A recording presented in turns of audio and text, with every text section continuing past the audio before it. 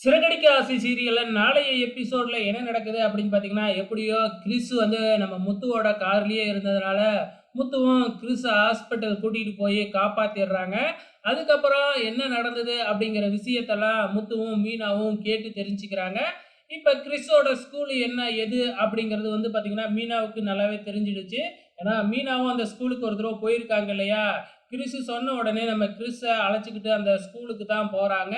அங்க ஏற்கனவே பதறி போய் இருந்த அந்த ஸ்கூலோட கரஸ்பாண்டன்ட் கிறிஸ் வந்த உடனே தான் கொஞ்சம் நிம்மதி ஆகுறாரு. அதுக்கப்புறம் நடந்தது என்ன அப்படிங்கிறதையும் அவங்களும் சொல்லிடுறாங்க. இப்ப கிறிஸோட கார்டியன் யாரு அப்படிங்கிற மாதிரி வந்து கேட்குறாங்க. அப்ப வந்து பார்த்தீங்கன்னா, அந்த கரஸ்பாண்டன்ட்டும் கிறிஸோட கார்டியனுக்கு ஃபோன் பண்ணி இந்த மாதிரி கிறிஸ் கிடைச்சிட்டான் அப்படின்னு சொல்லி கூப்பிடுறாங்க. உடனே கார்டியனும் ரொம்ப சந்தோஷமா இங்க வந்து பார்த்தா, இங்க நம்ம மீனாவும் முத்தும் இருக்கிறாங்க.